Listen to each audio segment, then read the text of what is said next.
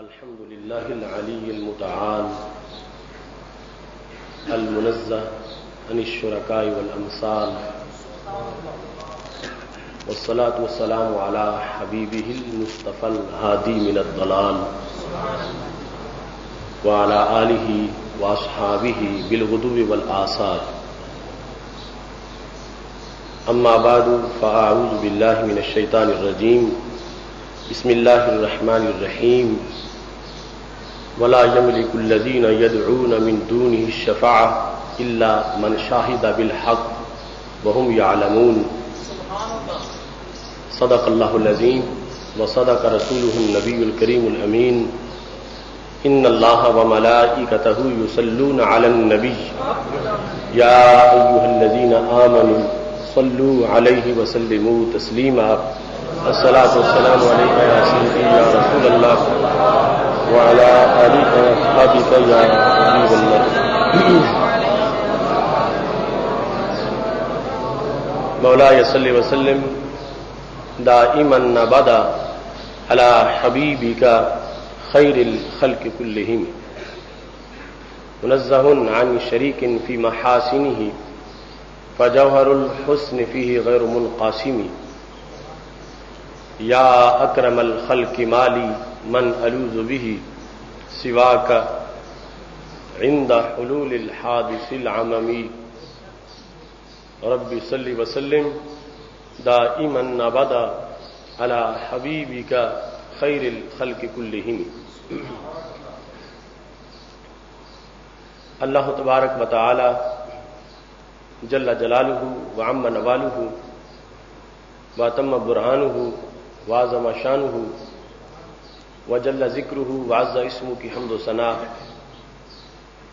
اور حضور سرور کائنات مفخر موجودات زینت بزم کائنات دستگیر جہاں غم گسار زمان سید سروراں حامی بے قسم قائد المرسلین خاتم النبیین احمد مجتبی جناب محمد مصطفیٰ صلی اللہ علیہ وآلہ واصحابہ وبارک وسلم کے دربار گہر بار میں ہدیہ درود و سلام عرض کرنے کے بعد نہایت ہی معزز و محتشم سامعین حضرات، رب ذوالجلال کے فضل اور توفیق سے آج مسجد رضا مجتبی میں خطبہ جمعۃ المبارک کے موقع پر ہماری گفتگو کا موضوع ہے من دون اللہ کی تفسیر. میری دعا ہے خالق کائنات جل جلالہ ہم سب کو قرآن و سنت کا فہم عطا فرمائے اور قرآن و سنت کے ابلاغ و تبلیغ اور اس پر عمل کرنے کی توفیق عطا فرمائے. رب ذوالجلال نے قرآن مجید برہان رشید میں جا بجا بتوں کی اور بت پرستوں کی مذمت فرمائی ہے، اور رب ذوالجلال نے قرآن مجید برہان رشید میں متعدد مقامات پر اپنی توحید کا سندیسہ اپنی مخلوق تک رسول اللہ صلی اللہ علیہ وسلم کی وساطت سے پہنچایا ہے، اور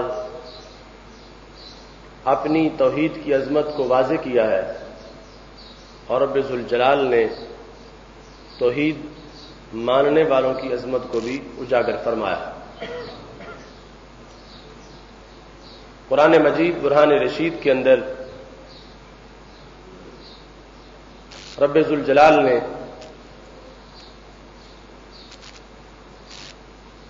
اپنے دشمنوں کو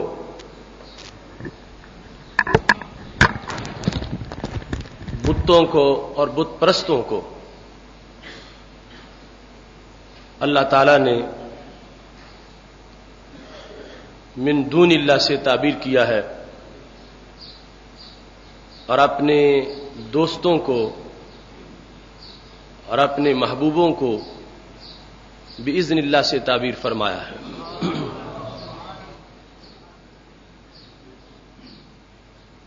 بتوں اور بت پرستوں کو خالق کائنات جل جلالہ نے من دون اللہ کے زمرے میں ذکر کیا،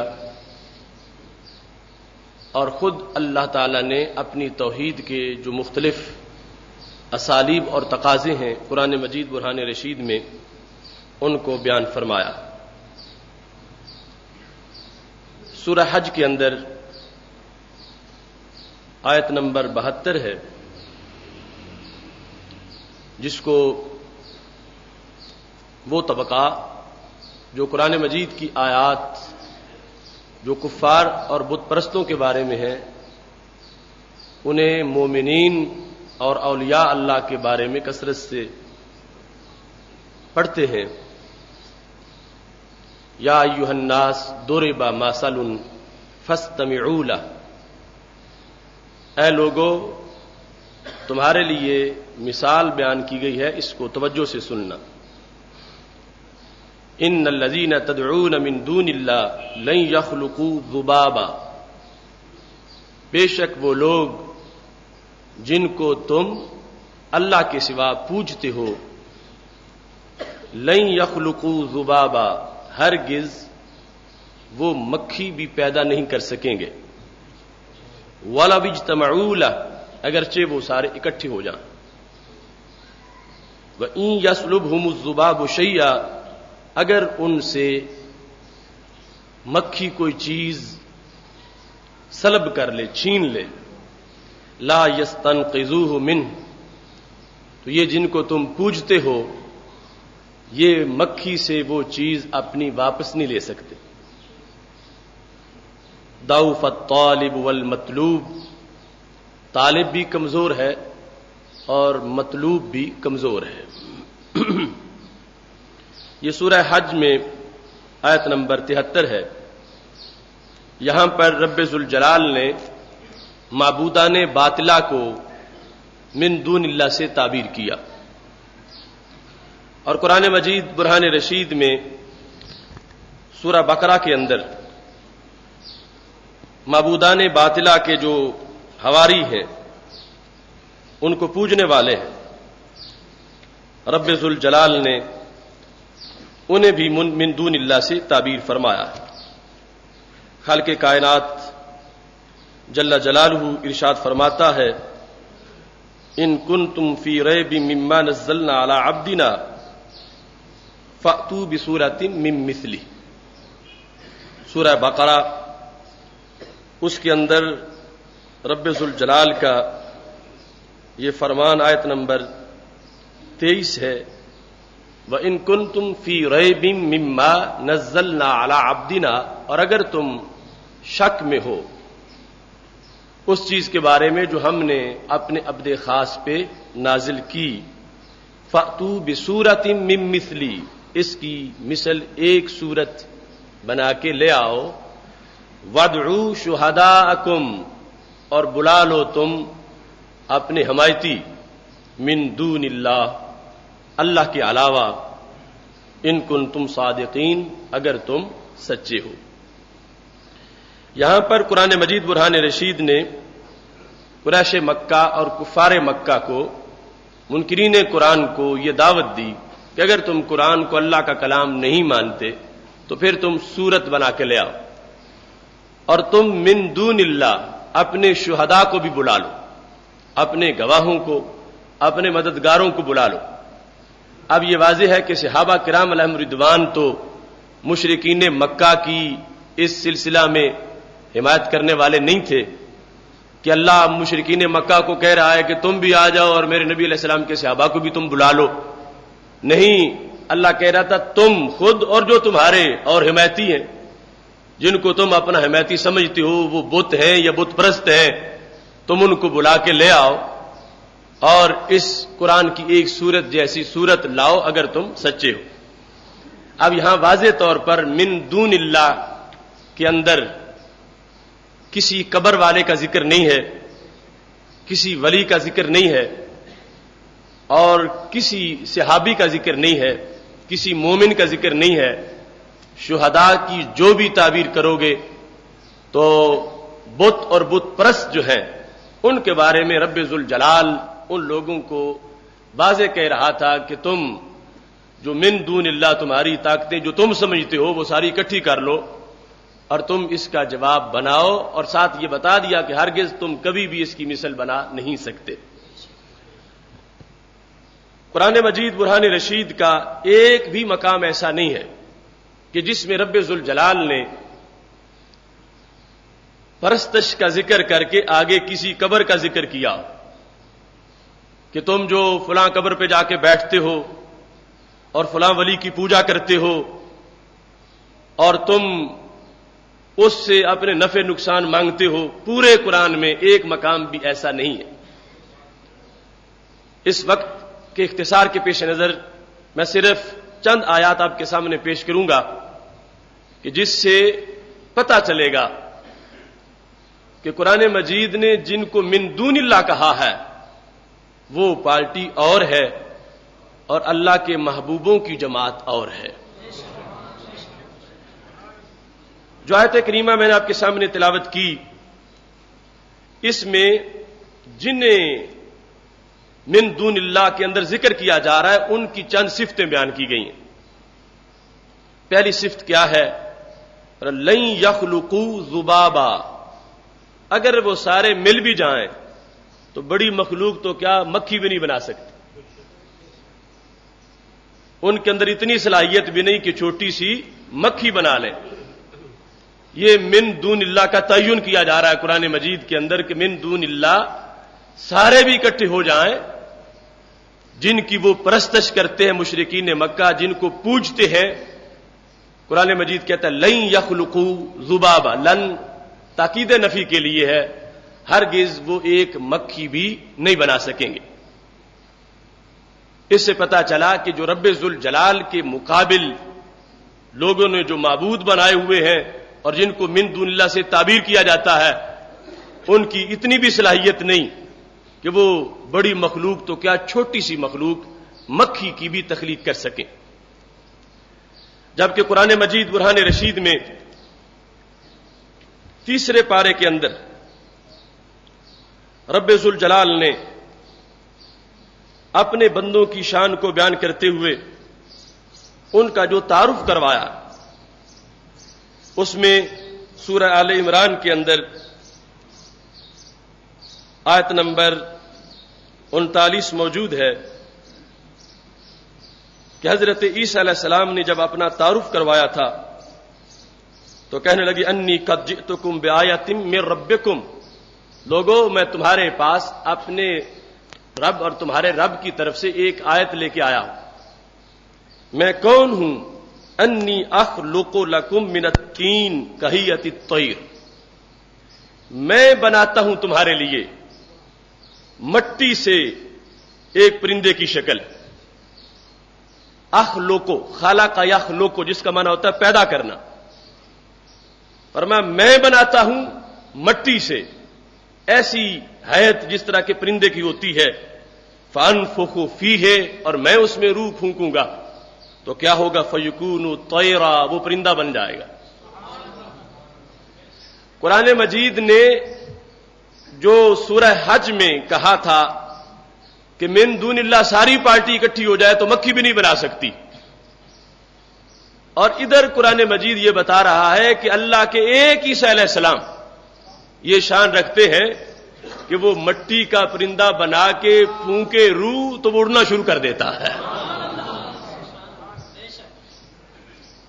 سورہ حج میں کہا کہ ان کی شان نہیں بتوں کی کہ وہ پرندہ تو کیا مکھی بھی بنائے، پرندہ تو بڑا ہوتا ہے، وہ مکھی بھی نہیں بنا سکتے، اور عیسیٰ علیہ السلام وہ کہتے ہیں کہ میں پورا پرندہ بنا لیتا ہوں، فیکون طیرا، وہ پرندہ بن جائے گا۔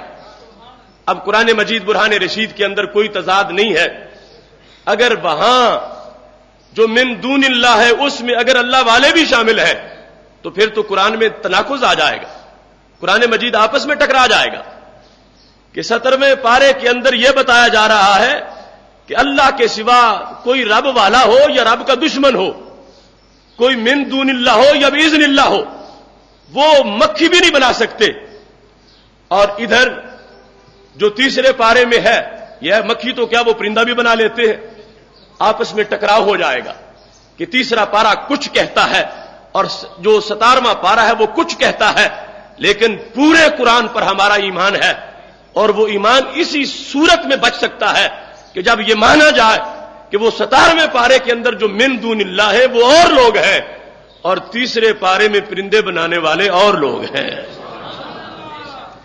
چونکہ وہاں پر سورہ حج کے اندر یہ واضح آ گیا تاکید نفی کے ساتھ، ہرگز مستقبل کے اندر بھی لن یخلقوا ذبابا، وہ کبھی بھی مکھی نہیں بنا سکیں گے۔ اور حضرت عیسیٰ علیہ الصلوۃ والسلام نے جو بیان کیا تو یہ نہیں کہا کہ خلق تو میں نے پیدا کیا، میں نے بنایا، فرمایا اخلقو میں بنانے کی صلاحیت رکھتا ہوں، مضارع ہے جس میں تجدد ہے، مطلب اب بنوانا چاہو تو اب بنا دوں گا، کل بنوانا چاہو تو کل بنوا دوں گا، پرسوں بنوانا چاہو تو پرسوں بنا دوں گا، اخلقو میں بناؤں گا، روح منہ پھونکوں گا، پرندہ بن جائے گا، لیکن فرما باذن اللہ بنے گا میرے رب کے اذن کے ساتھ۔ اب قرآن مجید میں کوئی ٹکراؤ نہیں ہے اس واسطے کہ وہ پارٹی جس کا وہاں ذکر کیا گیا وہ ہے رب کے دتکارے ہوئے، یہ ہے رب کے پیارے، وہ اللہ کی اپوزیشن کے طور پر لوگوں میں متعارف کرائے گئے کہ اللہ کے دشمن ہیں، یہ ہے رب والے، ان کی جن کی مذمت وہاں ہو رہی ہے کہ جنہیں تم اللہ کے سوا پوجتے ہو، وہ ہے مشرکین جو رب کے سوا اللہ کے سوا پتھروں کو معبود بنائے ہوئے ہیں اور اللہ کے سوا مورتیوں کو معبود بنائے ہوئے ہیں۔ رب ذوالجلال واضح کر رہا ہے جنہیں تم نے میرے مقابلے میں معبود بنا رکھا ہے یہ تو کچھ نہیں کر سکتے، اور جنہیں میرا بندہ مانا جاتا ہے وہ بہت کچھ کر لیتے ہیں۔ من دون اللہ کے ساتھ ان الذین تدعون من دون اللہ، رب کے سوا جن کو تم پوچھتے ہو، لن یخلقوا ذبابا، یہ ہرگز مکھی بھی نہیں بنا سکیں گے۔ اور حضرت عیسیٰ علیہ الصلوۃ والسلام نے ایک طیر بنانے کی بات نہیں کی، اخلقو مضارع ہے جس میں تجدد ہے، جس کے اندر ہر لمحے کی بات ہے، آج چاہو تو آج بناؤں گا، کل چاہو تو کل بناؤں گا، پرسوں چاہو تو پرسوں بناؤں گا، ایک چاہو تو ایک بناؤں گا، 1000 چاہو تو 1000 بنا دوں گا، یہ میں بناؤں گا نسبت اپنی طرف کی اور نسبت کی خلق کی جس کا معنی پیدا کرنا ہوتا ہے، لیکن چونکہ آپ کی طرف نسبت ہے تو اور ساتھ باذن اللہ کی قید ہے تو مطلب کیا بنے گا، اصل پیدا کرنے والا رب ذوالجلال ہے۔ یہ حضرت عیسیٰ علیہ السلام کے ہاتھ میں جو برکتیں ہیں سب رب نے عطا فرمائی ہیں، کوئی دور کی بات نہیں۔ قرآن مجید خود اپنی تفسیر آپ کرتا ہے۔ اگر ان الذین تدعون من دون اللہ میں اللہ کے مقبول بندے بھی شامل ہوتے تو پھر یا تیسرا پارا مانا جا سکتا تھا یا 17واں پارا مانا جا سکتا تھا، اب دونوں کو ماننا لازم ہے مومن ہونے کے لیے، تو تبھی مانا جا سکتا ہے کہ تدعون من دون اللہ میں بتوں کی بات کی جا رہی ہے، اللہ کے محبوبوں کی بات نہیں کی جا رہی۔ اللہ کے محبوبوں کی شان یہ ہے رب کے اذن سے مٹی کی مورتی میں پھونک مارتے ہیں، ان میں جان آ جاتی ہے، پرندہ بن کے اڑنا شروع کر دیتی ہے۔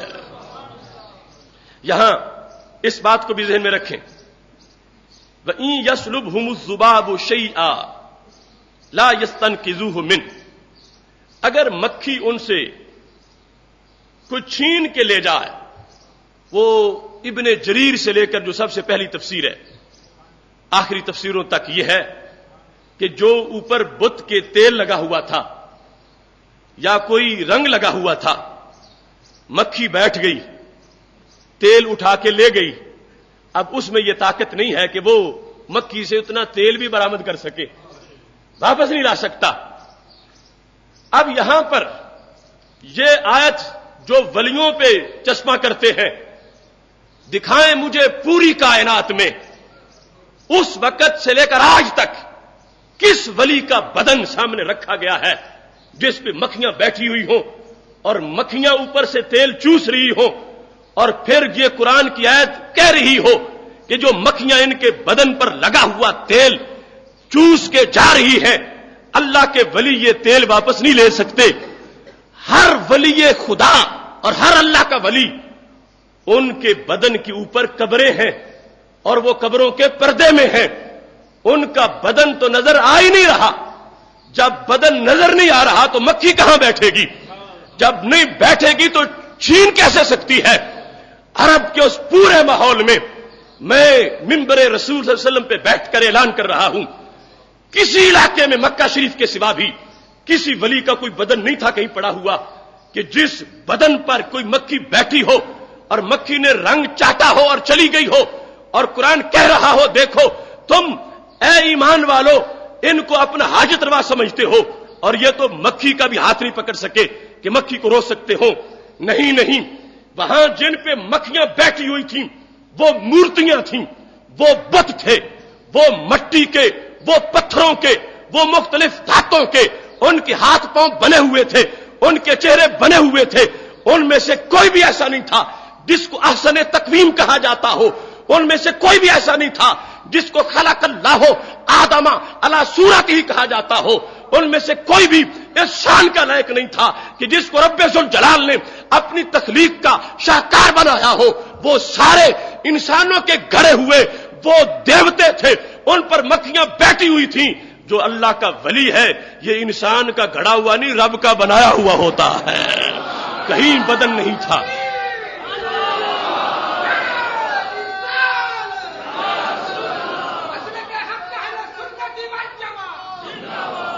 دیکھو کتنی اندھیر نگری. اللہ کا ولی تہے مزار ہے، اوپر قبر ہے، قبر کے نیچے وہ آرام فرما ہے. وہاں مکھی کے جانے کی گنجائش ہی نہیں ہے، مکھی کی رسائی نہیں ہے، وہاں مکھی جا ہی نہیں سکتی. پہلے مکھی پہنچے، جائے، بیٹھے، کچھ چھین کے نکلے تو پھر یہ بولے کہ دیکھو تمہارے ولی سے مکھی چھین کے لے گئی اور وہ کچھ لے نہیں سکے. رب ذوالجلال نے اس لیے تو ایمان بالغیب کی شان رکھی ہے اور اسی لیے تو اس اسلام میں یہ پہچان رکھی ہے کہ بندوں کے گھڑے ہوئے اور ہوتے ہیں، اللہ کے بنائے ہوئے اور ہوتے ہیں.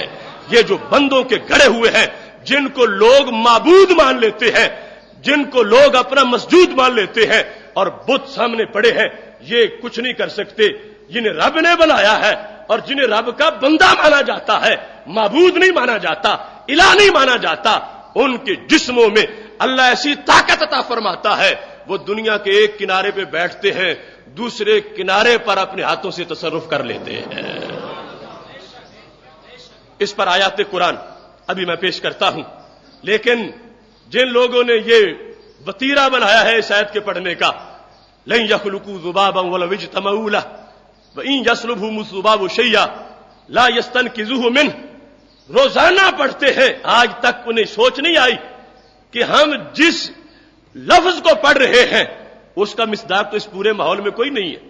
پاکستان کے کس علاقے میں کسی ولی کی جو جسم تھا اس کو وہ مسالہ لگا کے رکھ دیا گیا ہو اور مکھیاں بیٹھی ہوئی ہوں اور ماننے والے پھر ان کو معبود مانتے ہو اور پھر یہ آیتیں پڑھی جائیں. کتنا بڑا ظلم ہے.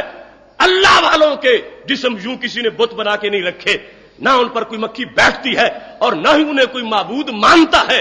ہم جتنی شان والا بھی مانے ہم پھر بھی ان کو رب کا بندہ مانتے ہیں اور ان کے بارے میں یہ آیت نہیں اتری. اس ماحول میں بھی پوری عرب دنیا میں اور پوری کائنات کے اندر کوئی ایسا نہیں تھا کہ جس کی ایسی مقبولیت تھی اور سامنے بدن موجود تھا اور لوگ جا کے سجدے کر رہے تھے اور معبود مانا ہوا تھا اور اللہ نے آیت نازل کر کے لوگوں کو روکا تھا. نہیں، وہاں وہ بت تھے مشرک جن کی پوجا کرتے تھے اور ان کے بدن سامنے نظر آ رہے تھے، ان پر مکھیاں بیٹھی ہوئی تھیں اور ان کی پرستش کی جا رہی تھی. خالق کائنات جل جلالہ نے واضح کیا، لوگوں یہ تمہارے معبود کچھ نہیں کر سکتے، میرے بندے بھی بہت کچھ کر لیتے ہیں. اب یہاں پر جس وقت بیان کیا رب ذوالجلال نے فرما قدر اللہ حق قدرہ، یہ لوگ جو بتوں کو لے کے بیٹھ گئے ہیں انہیں رب کی قدر کا پتہ ہی کوئی نہیں، انہیں سوچ ہی نہیں کہ رب کی شان کیا ہوتی ہے، رب کا مقام کیا ہوتا ہے. فرما ان اللہ لقوی عزیز، بے شک رب قوی ہے، رب عزیز ہے. قوی کا معنی قوت والا، عزیز کا معنی غلبے والا. تو اللہ نے فرمایا یہ جو تمہارے ہیں جن کی تم پوجا کرتے ہو یہ قوی نہیں ہے اور رب قوی ہے. یہ قوی نہیں اور رب قوی ہے، یہ عزیز نہیں اور رب عزیز ہے. اب خالق کائنات جل جلالہ نے من دون اللہ کے اندر جن کا یہاں ذکر کیا، اللہ تبارک و تعالی نے انہیں کمزور کہا اور اپنے آپ کو قوی کہا، اور دوسرے مقام پہ رب بولا اپنے آپ کو قوی کہا، اپنے بندوں کو بھی قوی کہہ دیا۔ یہاں فرمایا ضعف الطالب والمطلوب، یہ پوجا کرنے والے بھی کمزور ہیں، جن کی پوجا کر رہے ہیں وہ بھی کمزور ہیں، ان میں کچھ نہیں، وہ تو مکی سے اپنا حق نہیں چھین سکتے، لے سکتے واپس، لیکن رب کے بندہ ہو اس کی شان کیا ہے؟ رب ذوالجلال نے خود اس کی شان کو بیان کرتے ہوئے اس کے اوپر لفظ قوی کا قرآن مجید برہان رشید میں اطلاق کیا ہے، جس طرح کہ سورہ نمل میں موجود ہے۔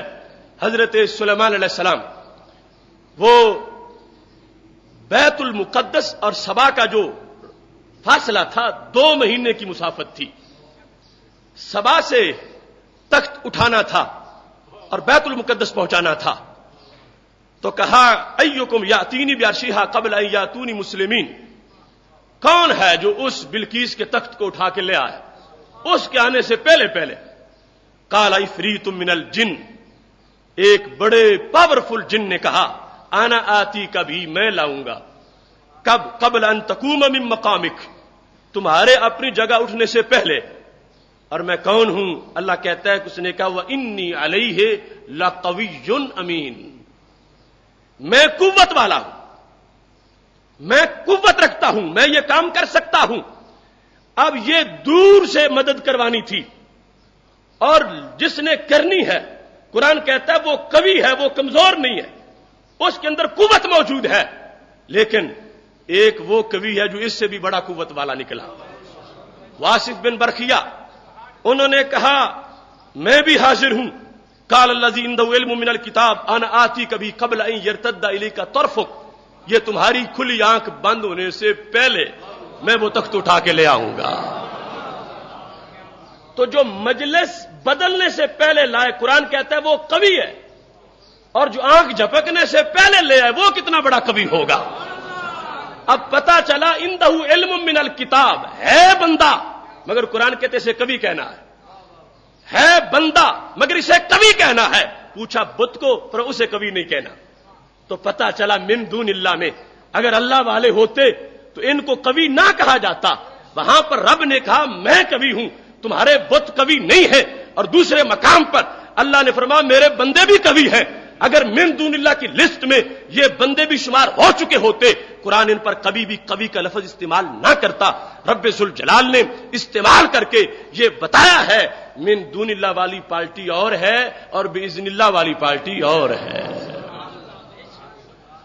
اس مقام پر اس چیز کو بھی بطور خاص ذہن میں رکھیں، قرآن مجید برہان رشید میں من دون اللہ کی وضاحت کے لیے دوسرے مقامات میں بھی اس چیز کو سامنے رکھا گیا، اور مختلف صفات کے ذریعے اللہ نے واضح کیا کہ وہ کون سی چیز ہے جو من دون اللہ کے زمرے میں آتی ہے اور کون سی چیز ہے جس کو من دون اللہ کے زمرے میں شمار نہیں کیا جا سکتا۔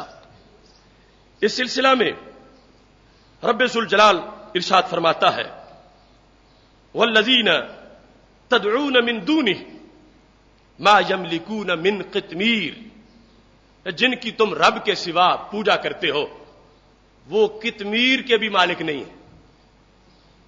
بڑی تو چیز بڑی رہ گئی، قطمیر کے بھی، کھجور کے ہلکے سے چھلکے کو قطمیر کہا جاتا ہے۔ جن کی تم رب کے سوا پوجا کرتے ہو وہ قطمیر کے بھی مالک نہیں ہیں۔ یہ اللہ نے مشرکین کو کہا، یہ سورہ فاطر کے اندر رب ذوالجلال کا فرمان ہے اور آیت نمبر 13 ہے۔ اب یہاں سے پتا چلا جو من دون اللہ ہے وہ قطمیر کا بھی مالک ہے، بولو قطمیر کا بھی مالک ہے، جو من دون اللہ ہے وہ قطمیر کا بھی مالک نہیں ہو سکتا۔ اب دوسری طرف جو اللہ والے ہیں ان کی شان کیا ہے؟ وہ محشر کا دن جس دن سب کے ملک ختم ہو چکے ہوں گے، رب ذوالجلال فرماتا ہے اس دن بھی میرے محبوب کچھ چیزوں کے مالک بن کے نظر آ رہے ہوں گے۔ جو من دون اللہ والی پارٹی تھی اس کے بارے میں کہہ دیا ما یملکون من قطمیر، وہ قطمیر کے بھی مالک نہیں ہے، لیکن جو مقام اللہ والوں کا ہے کتنا واضح مقام ہے۔ قرآن مجید برہان رشید کی سورہ زخرف کے اندر یہ آیات اور ان کا مضمون موجود ہے، اور بڑی توجہ کے ساتھ فرق کو سمجھنے کی ضرورت ہے۔ خالق کائنات جل جلالہ ارشاد فرماتا ہے وَلَا يَمْلِكُ الَّذِينَ يَدْعُونَ مِن دُونِهِ الشَّفَاعَةَ، وَلَا يَمْلِكُ نہیں مالک، الَّذِينَ وہ لوگ، يَدْعُونَ مِن دُونِهِ جو اللہ کے سوا کچھ کی پوجا کرتے ہیں، جن کی یہ لوگ پوجا کرتے ہیں وہ کسی چیز کے مالک نہیں ہیں، کسی چیز کے مالک، سارے بولو کسی چیز کے مالک الا من شاہد بالحق، فرمایا کچھ لوگ ایسے ہیں جو کہ مالک ہیں۔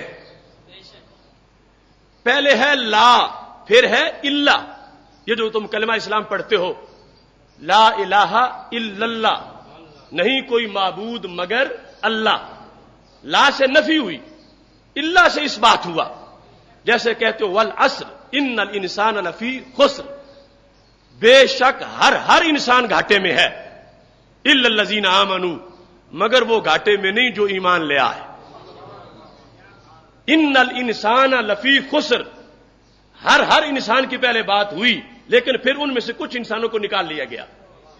اب جنہیں نکالا گیا اب انہیں گھاٹے کا تانا کوئی دے سکتا؟ جنہیں نکالا گیا والعصر ان الانسان لفی خسر الا الذین آمنوا وعملوا الصالحات وتواصوا بالحق وتواصوا بالصبر، اللہ فرماتا ہے محبوب تمہارے عہد نبوت کی قسم، بے شک ہر انسان خسارے میں ہے مگر وہ خسارے میں نہیں ہے جو ایمان لے آئے، جنہوں نے نیک کام کیے، حق اور صبر کی تلقین کرتے رہے۔ اب یہاں سے پتا چلا کہ قرآن مجید کا ایک انداز استثناء اللہ کے ساتھ کیا جاتا ہے، اور استثناء کی دو قسمیں ہیں، کبھی استثناء ہوتا ہے متصل اور کبھی ہوتا ہے منفصل۔ اللہ سے جسے باہر نکالا جا رہا ہے اگر وہ اسی جنس سے ہے جن کا پہلے ذکر ہے تو پھر استثناء متصل ہوتا ہے، اور اگر اللہ سے جس کو باہر نکالا جا رہا ہے اس کی پہلے والی جنس نہ ہو، جدا ہو، تو پھر استثناء منفصل ہوتا ہے۔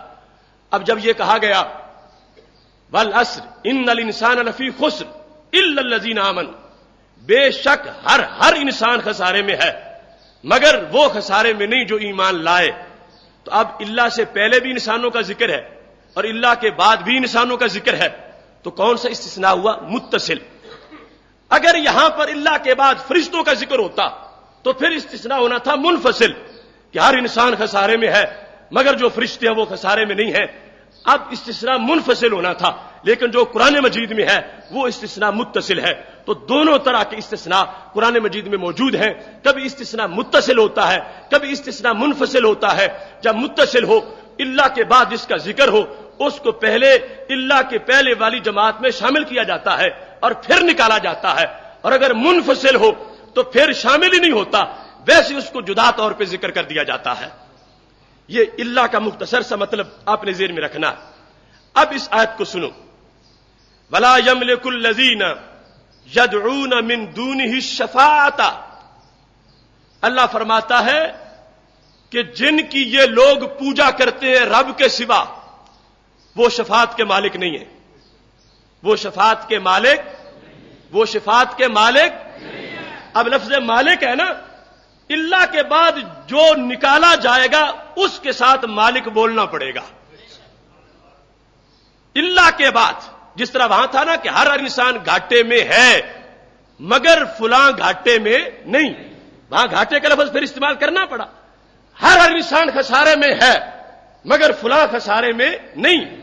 ایسے ہی کہا جن کی یہ مشرکین مکہ پوجا کرتے ہیں وہ شفاعت کے مالک نہیں، الا من شاہد بالحق، فرمایا میرے نبی جو حق کا اعلان کرنے والے ہیں وہ شفاعت کے مالک ہیں۔ اللہ کے ساتھ استثناء کیا جا رہا ہے، اللہ کے ساتھ استثناء کیا جا رہا ہے، الا من شاہد بالحق، جس نے حق کی شہادت دی ہے، جو حق والا ہے اسے شفاعت کا مالک ماننا پڑے گا۔ وہ شفاعت کا مالک ہے تو پتہ چلا رب ذوالجلال نے تفریق کر دی ہے، کچھ شفاعت کے مالک ہیں اور کچھ شفاعت کے مالک نہیں ہیں۔ شفاعت کے مالک وہ نہیں ہیں جن کی مشرک پوجا کرتے ہیں، جنہیں معبود بنا لیا گیا ہے۔ فرمایا جہاں تک میرے محبوبوں کی بات ہے میں نے خود ان کو شفاعت کا مالک بنا دیا ہے۔ یہاں دونوں استثناء بن سکتے ہیں، متقدمین مفسرین سے لے کر آج تک متصل بھی بن سکتا ہے، منفصل بھی بن سکتا ہے۔ اگر ذکر ہے پہلے ولا یملک الذین یدعون من دونہ، رب کے سوا جو پوجتے ہیں، اگر پوجنے والوں سے مراد ہو مشرکین مکہ، عیسائیوں یہودیوں کے علاوہ تو پھر مطلب کیا ہوگا؟ پھر الا من شاہد بالحق، یہ استثناء منفصل ہوگا۔ پھر محبوبوں کا پہلے ذکر ہی نہیں کیا گیا من دون اللہ میں، من دون اللہ میں حضرت عیسیٰ علیہ السلام کا ذکر نہیں کیا گیا، من دون اللہ میں حضرت موسیٰ علیہ السلام کا ذکر نہیں کیا گیا۔ فرمایا جن کو مشرک پوجتے ہیں وہ شفاعت کے مالک نہیں، مگر میرے عیسیٰ کو مت سمجھنا ایسے، وہ شفاعت کے مالک ہیں۔ اب استثناء منفصل ہوگا، کیونکہ پہلے جن کا ذکر ہے من دون اللہ والی پارٹی، ان کو ذکر میں بھی رب نے حضرت صلی اللہ علیہ وسلم کو ان میں شامل نہیں کیا۔ ایک ہے شامل کر کے نکالنا، ایک ہے سرے سے شامل ہی نہ کرنا۔ ہمارا مسلک دونوں بنیادوں پہ سچا ہے، جھوٹا وہ مسلک ہے جو آج تک اللہ والوں کو من دون ہی میں شامل کیے ہوئے ہیں۔ قرآن نے اتنی دیر تک اللہ کے بولنے تک شامل کیا اور پھر نکال لیا، اور ایسا تو خود اللہ کو بھی لا الہ میں شامل کیا۔ لا الہ، کوئی الہ نہیں، الا اللہ، مگر اللہ، وہاں نفی کر کے پھر اس بات کیا گیا اگر یدعون سے مراد صرف مشرکین مکہ ہے تو پھر حضرت عیسیٰ علیہ السلام، حضرت موسیٰ علیہ السلام، جن کی کچھ بگڑے ہوئے لوگ اپنے طور پر بندگی کر رہے تھے، رب ذوالجلال نے ان کو یہاں من دونی میں شامل ہی نہیں کیا اور الا اللہ سے ان کا بیان کر دیا۔ رب بت تو اللہ کے دربار میں شفاعت کے مالک نہیں ہے، مگر حضرت عیسیٰ علیہ السلام کو بتوں کے ساتھ نہ ملانا ان کو شفاعت کا مالک بنا دیا گیا ہے۔ اور اگر یدعونا میں مرادوں سارے بگڑے ہوئے لوگ، خواہ وہ مشرکین مکہ ہوں، خواہ وہ یہودی ہوں، خواہ وہ عیسائی ہوں، جنہوں نے شرک شروع کر دیا تھا، تو اللہ فرماتا ہے بگڑ یہ گئے، میرے بندوں کا اس میں کوئی قصور نہیں ہے۔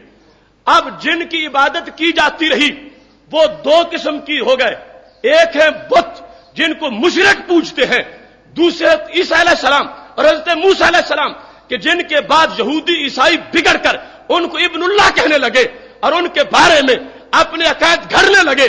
رب ذوالجلال نے فرما دیا الا من شاہد بالحق وہم یعلمون، فرمایا یہ میرے عیسیٰ کو اگر بدبختوں نے معبود بنا لیا ہے، اس میں عیسیٰ کی شان نہیں گھٹے گی، ہم قیامت کے دن پھر بھی ان کو سچوں کا سفارشی بنا دیں گے۔ جس نے کسی کو معبود بنایا وہ تو مشرک ہو گیا، وہ تو مارا گیا۔ اب آگے جنہیں بنایا جا رہا ہے، اس وقت جب قرآن اترا تھا تو اس سے پہلے مشرکین بتوں کو بنا رہے تھے، عیسائی یہودی اپنے اپنے انبیاء کے بارے میں وہ تثلیث کے قائل ہو گئے کہ تین الہ ہے، مان لیا ان کو معبود۔ اب رب ذوالجلال نے فرمایا یہ ان کے ماننے سے ان کے سٹیٹس میں کوئی کمی نہیں آئی، وہ تو اللہ کے بندے بنے رہے اور بندے ہونے کا قول کیا، لہذا خالق کائنات نے فرما دیا جن کو مشرک پوجتے ہیں ان کی میرے دربار میں کوئی ویلیو نہیں ہے، اور جو میرے مقبول بندوں کے بارے میں غلط عقیدے کی بنیاد پر ان کو انہوں نے اپنا معبود بنا لیا، فرمایا ان معبود بنانے والوں کو بھی جہنم سے نہیں نکالا جائے گا، لیکن جو مقبول بندے جن کو میں نے شان دی ہے، فرمایا انہیں میں یہ شان دوں گا کہ وہ قیامت کے دن بھی شفاعت کے مالک قرار پائیں گے۔ اب اس مقام پر اگر اس کیے ہوئے ترجمے پر کسی کو اعتراض ہے تو میں چند تراجم آپ کے سامنے پیش کر دیتا ہوں، جس سے یہ پتا چلے گا جو قرآن دوسرے مقام پہ کہہ رہا ہے کہ رب کے دربار کا میں شفاعت کا کوئی مالک نہیں ہے، اس سے مراد بت ہے، اس سے مراد اللہ والے نہیں ہے، اور جو مالک بنا رہا ہے تو یہ اللہ والوں کو بنا رہا ہے، اور اگر دونوں پارٹیاں ایک ہی ہیں اللہ والے اور بت تو پھر کیا مطلب بنے گا؟ پھر قرآن آپس میں ٹکرا جائے گا، قرآن میں تعارض آ جائے گا۔ رب ذوالجلال فرماتا ہے میں نے اپنے کسی منکر کو سفارش کا مالک نہیں بنایا، میں نے اپنوں کو سفارش کا مالک بنا دیا ہے۔ آگے یہ طے شدہ بات ہے کہ وہ کسی کافر کی سفارش نہیں کریں گے، کسی مشرک کی سفارش نہیں کریں گے، سفارش کریں گے تو مومن کی کریں گے جو گناہگار تھا جہنم میں چلا گیا. لیکن سفارش کا مالک رب نے بنا دیا ہے اپنوں کو، جن کو ماننے والے معبود نہیں مانتے، اللہ کا بندہ مانتے ہیں، لیکن یہ شان ان کی جدا ہے اور لوگ مالک نہیں ہیں. اللہ نے ان کو اپنے دربار میں سفارش کا مالک بنا دیا ہے. اس آیت کا ترجمہ فتح محمد جلندری نے جو کیا، وَلَا يَمْلِكُ الَّذِينَ يَدْعُونَ مِن دُونِهِ الشَّفَاعَةَ إِلَّا مَنْ شَهِدَ بِالْحَقِّ وَهُمْ يَعْلَمُونَ، اور جن کو یہ لوگ خدا کے سوا پکارتے ہیں وہ سفارش کا اختیار نہیں رکھتے، ہاں جو علم و یقین کے ساتھ حق کی گواہی دیں وہ سفارش کر سکتے ہیں، وہ سفارش کر سکتے ہیں، یہ ہے اختیار. وہ سفارش کون کر سکتے ہیں؟ جو علم و یقین کے ساتھ حق کی گواہی دیں وہ سفارش کر سکتے ہیں، وہ سفارش کر یہ ہیں جن کو اختیار ہی دیا. کر سکنا اختیار ہوتا ہے، وہ سفارش کر سکتے ہیں. تو قرآن کی اس آیت میں ان لوگوں کو ماننا پڑا کہ جنہیں رب نے اپنا بنایا، جن کو حق بات کا پتہ ہے، وہ اللہ کے دربار میں سفارش کر سکتے ہیں، اور جن کو معبودان باطلا، وہ بتوں کے پجاریوں نے اپنا سفارشی بنا رکھا ہے. رب ذوالجلال فرماتا ہے جو من دون اللہ کی پارٹی ہے وہ تو کتمیر کے بھی مالک نہیں، کھجور کی چھلکے کے بھی مالک نہیں ہے، اور جو میرے ہیں میں نے انہیں شفاعت کا بھی مالک بنا دیا ہے. اس ترجمے میں اگرچہ اس نے جہاں پوجنے کا لفظ تھا وہاں گڑبڑ کی اور پکارنے کا لفظ استعمال کیا، لیکن یہ کہنا پڑا کہ ہاں جو علم و یقین کے ساتھ حق کی گواہی دیں وہ سفارش کر سکتے ہیں. یہ ہے قرآن جو بتا رہا ہے کہ اگر اللہ کے دربار میں بت اور اللہ کے ولی دونوں ہی ایک جیسے ہوتے تو پھر جیسے بت نہیں کر سکتے ایسے ولی بھی نہ کر سکتے. لیکن قرآن کہتا ہے بت نہیں کر سکیں گے اور ولی کر سکیں گے. تو پتہ چلا وہ جو رب ذوالجلال نے کہا تھا والذین تدعون من دونہ ما یملکون من قطمیر، اس من دونہ میں نہ کوئی ولی ہے نہ کوئی نبی ہے، کیونکہ اگر یہ مانو گے تو پھر سورہ زخرف والی آیت کا انکار لازم آ جائے گا.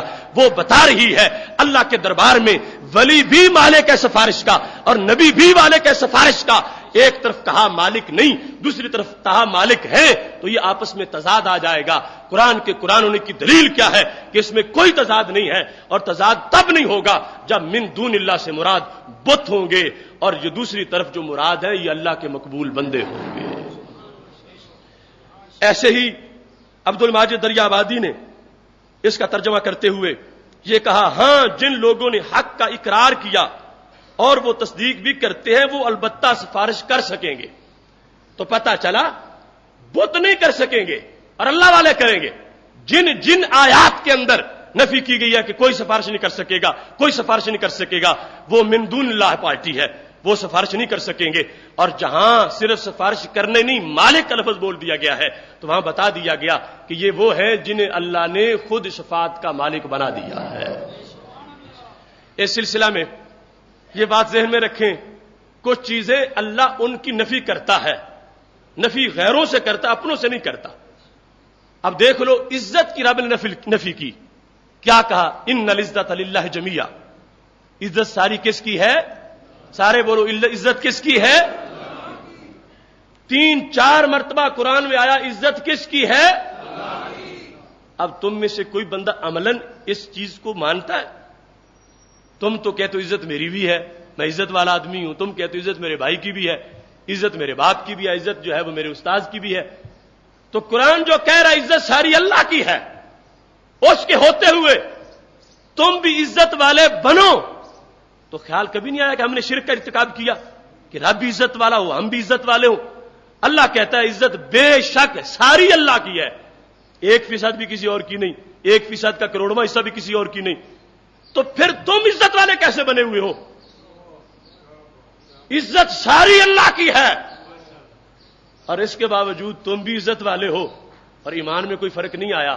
کیوں؟ عزت ساری اللہ کی ہے، اس کا یہ مطلب نہیں کہ وہ کسی کو دیتا نہیں. ساری اللہ کی کا مطلب یہ ہے کہ جسے دیتا ہے وہ ہی دیتا ہے. جسے دیتا ہے وہی دیتا ہے. ایبتغون عندهم العزت، جب منافق بیٹھے جا کے ابو جہل کے ڈیرے پہ، اللہ نے فرمایا وہاں عزتیں لینے جاتے ہیں، عزتیں تو میرے پاس ہیں. تو یہ کہ انہیں کہاں بلایا، اور وہ عزت ابو جہل کے ڈیرے سے نہیں، عزت محمد عربی کے ڈیرے سے ملے گی.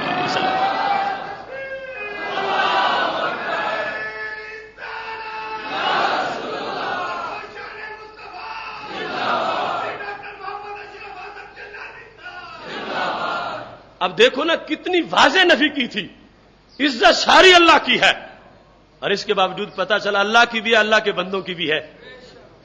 شرک نہیں بنا. مطلب کیا بنا؟ اللہ کی عزت ہونے کا مطلب یہ ہے جسے دیتا ہے وہی دیتا ہے. یہ مطلب نہیں کہ جیسے عبادت ہے کہ اللہ کے سوا کسی کی عبادت نہیں تو اللہ کے سوا کسی کی عزت بھی نہیں. حالانکہ حسر تھا، پتا چلا رب اوروں کی نفی کرنا چاہتا ہے، اپنوں کا اثبات کرنا چاہتا ہے. ابو جہل کی نہیں، عتبہ کی نہیں، شیبہ کی نہیں، عبداللہ بن ابی بن سلول کی نہیں. للہ العزت ولرسولہ وللمؤمنین، اللہ کی بھی ہے، اللہ کے رسول علیہ السلام کی بھی ہے، حضرت صدیق اکبر کی بھی ہے، حضرت فاروق اعظم کی بھی ہے، حضرت عثمان غنی کی بھی ہے، حضرت مولا علی کی بھی ہے رضی اللہ تعالیٰ عنہم. تو قرآن پڑھنے کا ایک سلیقہ ہے جس سے پتا چلتا ہے کہ رب ذوالجلال گفتگو کیسے فرماتا ہے. اب یہاں 3 بار کہا ساری اللہ کی ہے، تو یہ مطلب نہیں تھا کہ میرے نبی کی نہیں یا کسی بندے کے والدین کی نہیں فرمایا دشمنوں کی نہیں، اور جو میرے ہیں میں نے خود ان کو عزتیں دی ہیں کہ آگے عزت بانٹ بھی سکتے ہیں. ایسے ہی فرمایا قل للہ الشفاعۃ جمیعا، اور ساری شفاعت اللہ کی ہے، ساری شفاعت اللہ کی ہے. اب اس سے رب کا مطلب کیا تھا کہ میرے نبی بھی شفاعت نہیں کر سکیں گے کہ اللہ کی شفاعت نہیں. مطلب یہ تھا کہ بت پرستوں کے بتوں کی کوئی شفاعت نہیں، انہیں یہ اختیار نہیں دیا، اور اپنوں کو دیا. پھر من ذا الذی یشفع عنده الا باذنہ، شفاعت کریں گے اذن کے ساتھ کریں گے، اذن کے ساتھ کریں گے. الا من شاہد بالحق، خود سفارشی ثابت کر دیے.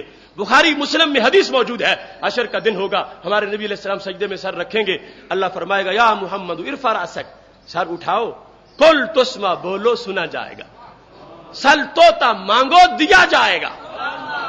تو نبی علیہ السلام سر اٹھائیں گے، ایک چلو بھریں گے، کروڑوں کو جہنم سے نکال کے جنت عطا فرما دیں گے.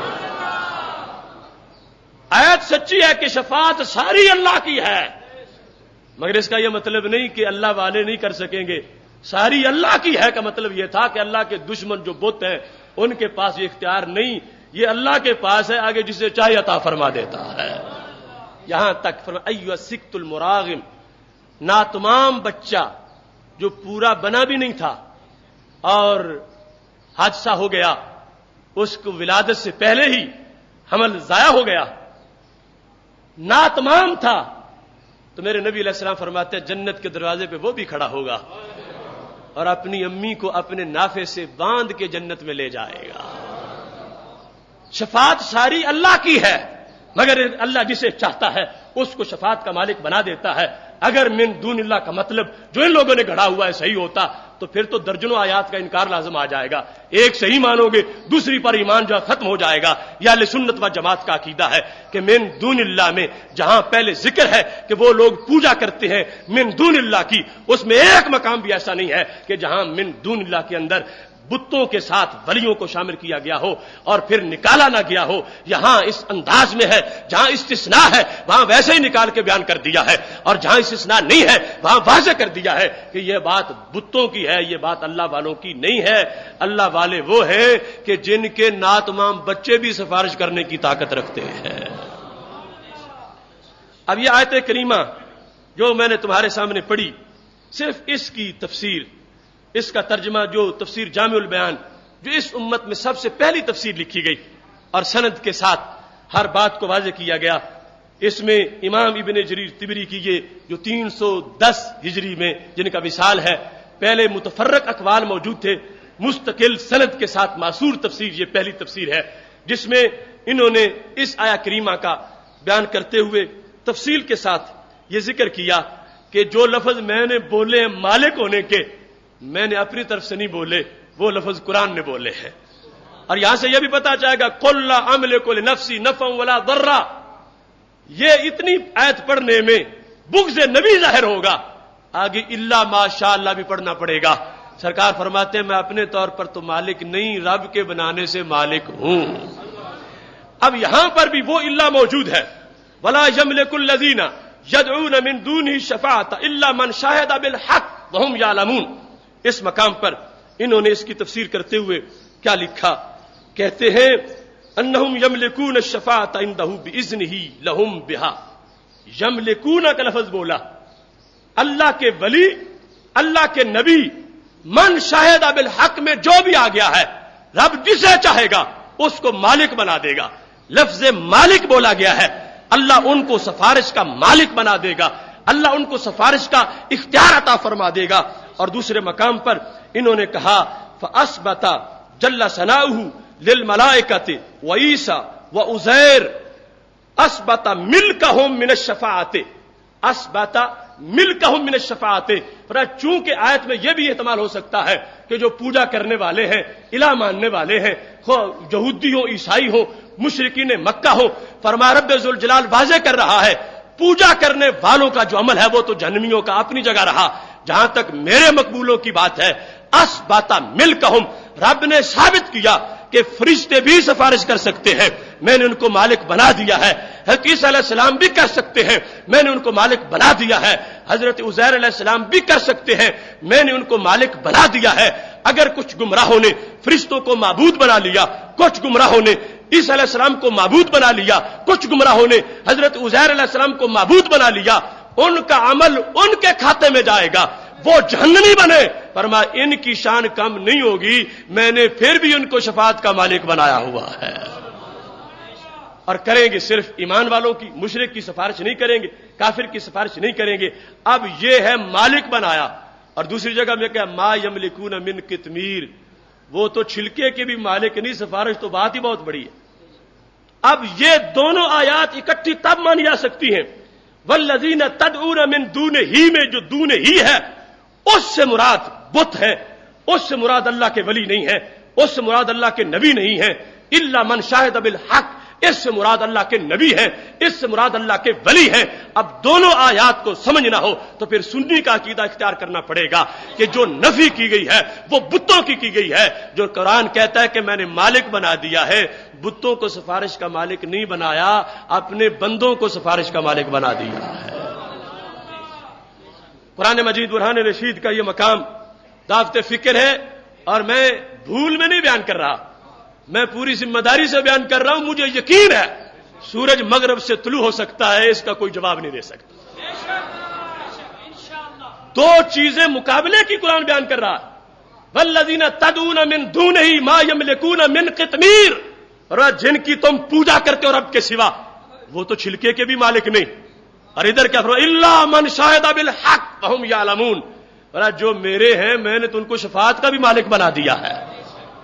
آیت ہے قرآن مجید کی، اور تراجم میں نے ان کے بھی پیش کر دیے. اور جو ڈنڈی مارے تو ان کی اپنی مرضی ہے.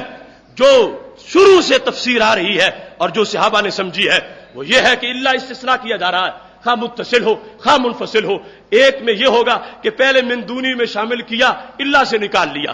دوسرا یہ ہے کہ من دونی میں شامل ہی نہیں کیا، اور جس وقت کیا اس پر بھی کوئی بغلے نہ بجائے کہ آدھے منٹ کے لیے تو تم نے مان لیا کہ من دونی میں شامل کیا گیا ہے، تو پھر میں کہوں گا پھر لا الہ الا اللہ والا کلمہ بھی تمہارا شک والا ہو جائے گا. کوئی کہے گا کہ اللہ کے بعد رب کو ثابت کر رہے ہو، پہلے تم کہا تھے جب لا الہ کہہ رہے تھے، تو اب لا الہ کے بعد الا اللہ کہنے سے کوئی حرج نہیں ہوا، بلکہ نفی کے بعد اس بات پکا ہو گیا ہے.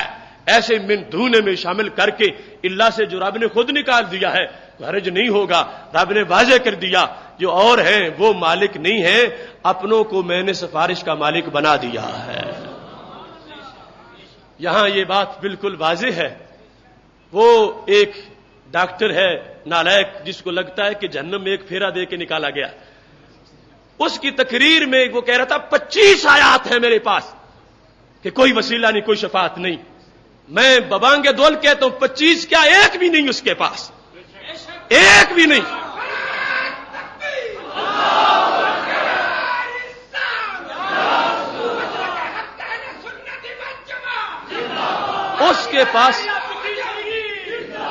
اس کے پاس ایک بھی نہیں وسیلے کی نفی پر، اس کے پاس ایک بھی نہیں وسیلے کی نفی پر، میرے کے پاس درجن ہے وسیلے کے اس بات پر.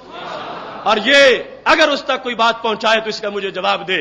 الا من شاہد بالحق، اللہ سے رب نے مالک بنا کے بیان کیا اپنے ولیوں کو، اپنے نبیوں کو. فرمایا جو من دون ہی ہے وہ نہیں کر سکتے جن کی یہ پوجا کر رہے ہیں. الا من شاہد بالحق وهم یعلمون. فرمایا جنہوں نے حق کی گواہی دی ہے اور وہ جانتے ہیں میں نے خود ان کو شفاعت کا مالک بنا دیا ہے. اس واسطے من دون اللہ کی آیات کا غلط مطلب نکال کر یہ لوگ اپنا الو سیدھا کر رہے ہیں اور اپنی ساری بنیاد ہی اس پر بنائی ہوئی ہے اور سارا اپنا دھندا اس پہ چلا رہے ہیں. لیکن ہم یہ ظلم نہیں ہونے دیں گے. ادارہ صراط مستقیم کا پیغام یہی ہے، عقیدہ توحید سیمینار کا مطلب یہی ہے کہ ہم واضح کریں گے کہ من دون اللہ والے اور ہیں اور باذن اللہ والے اور ہیں. یہاں اس مقام پر ایک اور بھی طریقہ ہے کہ آپ خود چیک کر سکتے ہو کہ من دون اللہ کون ہے اور باذن اللہ کون ہے. اپنے سورسز سے آپ چیک کر سکتے ہیں. اس سلسلہ میں سورہ لقمان کی آیت اور اس کے ساتھ ساتھ دوسرے نمبر پر سورہ آراف کی آیت نمبر 3.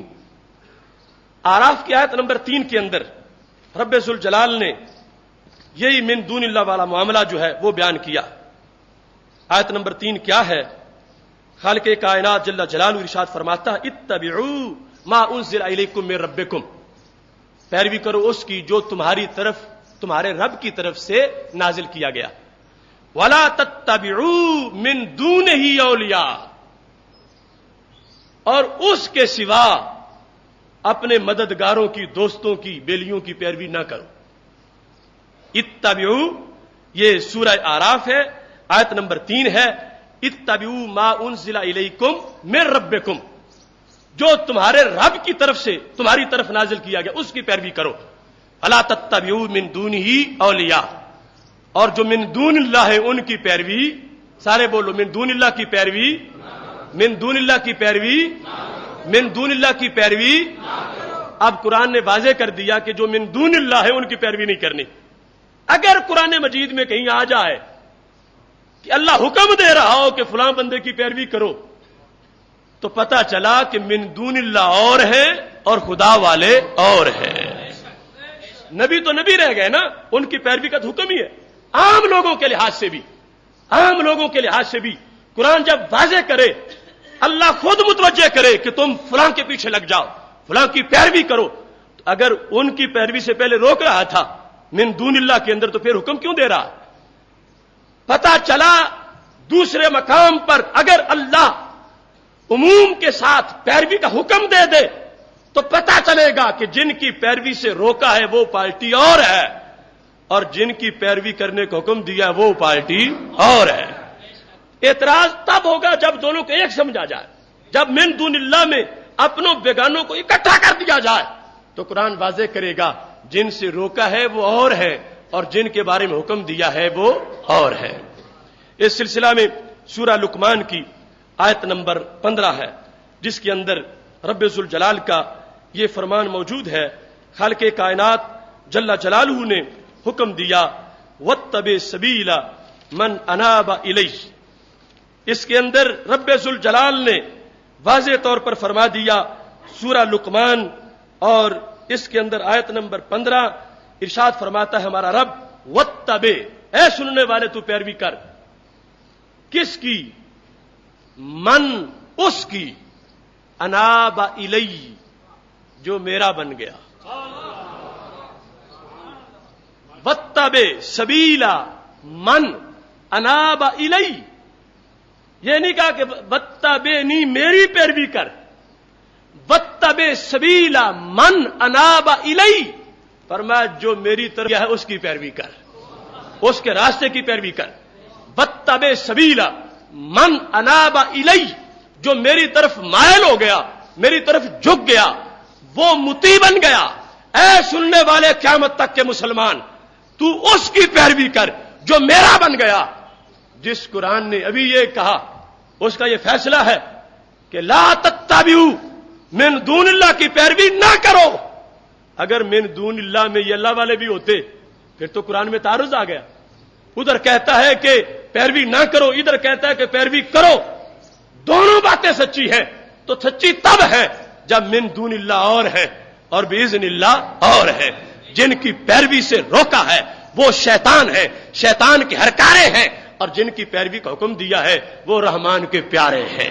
یہ فرق ہے جو رب ذوالجلال نے خود کیا ہے، ورنہ تو دونوں جگہ آیت ایک جیسی ہے، اتباع کا لفظ موجود ہے، لا تتبعوا من دونہ اولیاء، ان کی پیروی نہ کرو۔ اب اولیاء کا ایک لفظ اس سے بھی لوگوں کو مغالطہ لگ جاتا ہے، اس سے مراد اولیاء وہ نہیں جو اللہ کے اولیاء ہوتے ہیں، من دونہ اولیاء فرمایا جو شیطان کے چیلے جن کو تم نے اپنے لیے معبود بنایا ہوا ہے، ان کی پیروی نہ کرو، ان کی پرستش کرتے ہو تم، ان کی پیروی نہ کرو۔ اور لا تتبعوا میں جب خطاب مسلمانوں کو ہوگا تو پھر فرمایا جو غیر ہے، جو بت ہے اور بتوں کے حامی ہیں، ان کی پیروی سے تمہیں روکا جا رہا ہے۔ اور ادھر کیا واتبع سبیل من اناب الی، فرمایا جو میری طرف آ گیا ہے صرف وہی نہیں، اس کے راستے کی بھی پیروی کرنی ہے۔ من تو ہے نا ذات، اور سبیل ہے اس کا راستہ۔ من اناب الی جو میری طرف جھک گیا، سبیل من اناب الی تم اس کی تو کیا اس کے راستے کی بھی پیروی کرو، اس کے راستے کی پیروی کرو۔ تو خالق کائنات جل جلالہ نے یہاں پر بھی واضح فرما دیا کہ پیروی کرنے میں جو انداز ہے اس میں واضح کر دیا گیا کہ من دون اللہ کی پیروی سے روکا گیا ہے، اور جو باذن اللہ ہے ان کی پیروی کرنے پر ثواب کا اعلان کیا گیا ہے۔ یہ چند حوالہ جات میں نے من دون اللہ کا مطلب قرآن سے سمجھانے کے لیے آپ کے سامنے پیش کیا۔ کسی فورم پر جا کر اس کو بیان کرو، اس کو پیش کرو، سورج مغرب سے نکل سکتا ہے، اس کا کوئی جواب نہیں دے سکتا، اور انشاءاللہ یہ حقیقت اسی طرح قائم رہے گی۔ لوگ جو کل نہیں مانتے تھے آج ماننا شروع ہو گئے ہیں۔ ہمارے امام کی ہمیشہ تقلید سے نفرت کرتے رہے، اب انہوں نے ہماری تقلید شروع کر دی ہے۔ جو ہم سیمینار کرتے ہیں وہ بھی سیمینار کرتے ہیں، اگرچہ وہ نار کے لیے کرتے ہیں، ہم نور کے لیے کرتے ہیں، لیکن اس طرف مائل ہو گئے ہیں، آ رہے ہیں۔ اور ہمارے دلائل کا پورا سال انہوں نے کوشش کی کہ پہلے سیمینار کا جواب ہم دے دیں، اور ہم کہیں کہ دے دیا۔ انہوں نے 1 کیا، 2 کیے، 3 کیے، 4 کیے، لاہور میں 8 9 کیے، شہر میں کیے، مگر پھر اب جب ہمارا اشتہار چھپا تو ان کو یہ مرور اٹھا کہ ہم تو اب تک نہیں دے سکے، لہذا پھر دینے کی کوشش کریں۔ مگر گزشتہ دنوں جو یہاں ہوا پھر بھی نہیں دے سکیں گے اور قیامت تک نہیں دے سکیں گے، اور انشاءاللہ ہمارا سیمینار اللہ کے فضل سے نئے دلائل کے ہمراہ داتا صاحب کے قدموں میں انشاءاللہ منعقد ہوگا۔ آپ یہاں پر ہمارے جو ادارہ کے ساتھی ہیں، قاری صاحب ہیں، دیگر احباب کو اپنے نام لکھوائیں، اور جو بھی قافلہ میں شریک ہونا چاہتا ہے اس میں محبت کے ساتھ اپنے دوستوں کو دعوت دیں، اور بطور خاص جن لوگوں کو اس سلسلہ میں شک کا مرض ہے ان کو ٹھنڈے دل سے دعوت دے کر اپنے ساتھ لائیں۔ اللہ تبارک و تعالی ہمیں عقیدہ و عمل پر پیرا کی توفیق عطا فرمائے۔ وآخر دعوانا الحمدللہ رب العالمین۔